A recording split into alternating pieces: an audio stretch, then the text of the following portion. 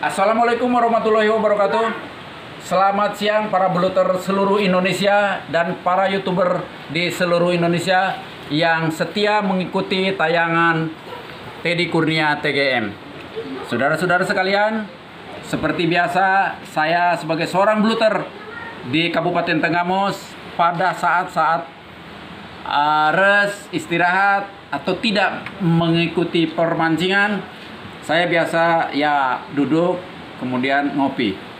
Nah, saat ini saya akan menceritakan persiapan pada saat kita memancing dan pemeliharaan terhadap alat-alat, khususnya adalah pancingnya itu sendiri untuk mendukung keberhasilan pada saat kita ngawil atau memancing.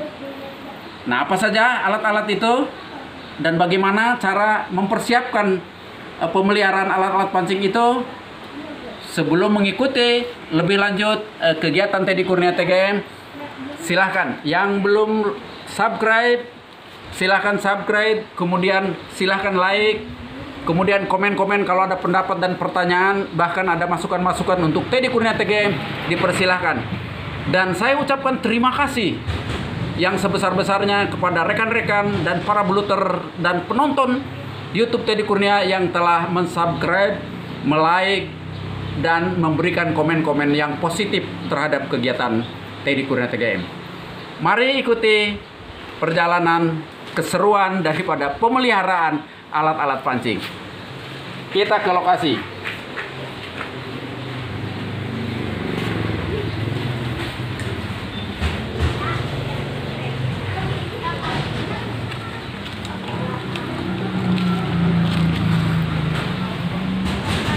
Saudara-saudara sekalian, biasa ini lokasi tempat res saya, tempat ayah melihat-lihat alat-alat pancing. Dan untuk pemeliharaan seperti yang saya katakan tadi, yang pertama adalah ada tang, kemudian ada tang ini, kemudian ada tang panjang, kemudian ada asahan kasar, kemudian asahan halus, kemudian ada kikir, dan yang terakhir adalah ada amplas. Ya. Dan alhamdulillah ini telah ada adan asar. Tapi kita lanjutkan sesaat lagi.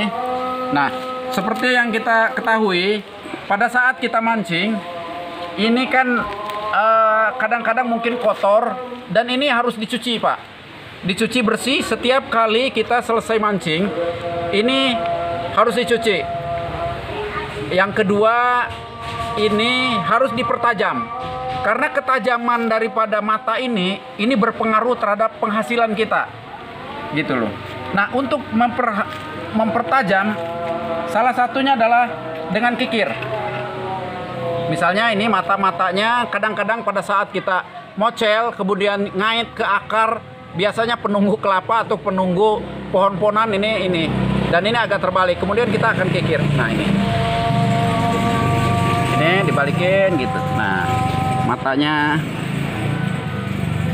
ini. Nah, setelah itu baru kita, kalau ada yang memang masih kurang halus sekali, ini pakai asahan yang agak kasar. Sebenarnya ini sudah bagus, cuman ini adalah seperti pemeliharaan aja. Dan selalu kita begini, sebelum kita berangkat ini selalu diasah. Kemudian baru sama yang halus. Yang halus itu biar ketajamannya tambah lebih lama gitu pertahannya.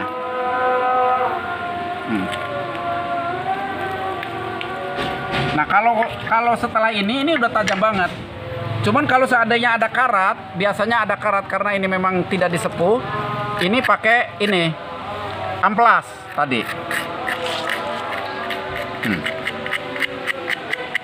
Dan saya memakai pancing ini ada dua. Yang pertama adalah modifikasi, ini modifikasi dari pancing ikan. Kemudian kalau yang ini saya bikinan ini. Ini namanya biasanya kalau zaman dulu orang-orang tua saya dia bilang cupat terong gitu kira-kira. Dan ini biasanya untuk belut-belutan ya dari babon ke bawah lah di sawah.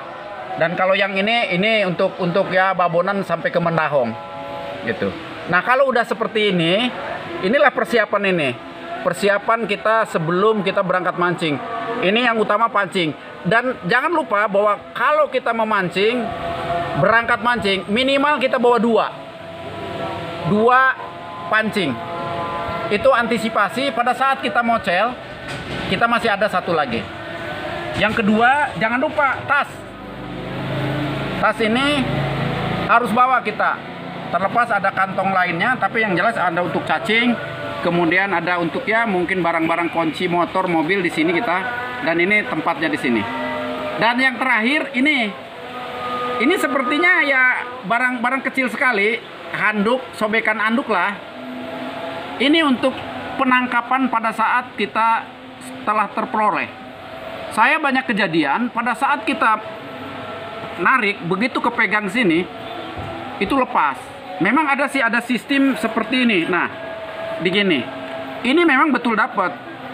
Tetapi saya biasa mengupayakan tidak menyakiti belutnya. Karena saya berharap belutnya itu bisa hidup. Gitu loh. Kalau diginiin, ini patah ininya. Kalaupun dia masih hidup, itu tidak bisa bertahan lama. Yang saya pengalaman. Artinya kalau dengan ini aman ini. Begitu belutnya keluar, kita langsung tangkap. Nah, kemudian kita lepasin. Dan biasanya itu sukses. Nah, demikian saja apa yang saya sampaikan kepada saudara-saudara sekalian, khususnya adalah pecinta pemancing belut, terutama adalah yang pemula. Artinya saya tidak membicarakan ini kepada senior, yang ada di Kalimantan, Jawa Barat, di Serang, di Banten, kemudian di Pulau Jawa khususnya. Ini tidak mengajari, tapi menginformasikan khususnya kepada para pemancing belut mania pemula. Demikian saja, mudah-mudahan ada manfaatnya. Wabillahi taufiq wal hidayah. Wassalamualaikum warahmatullahi wabarakatuh. Mancing mania.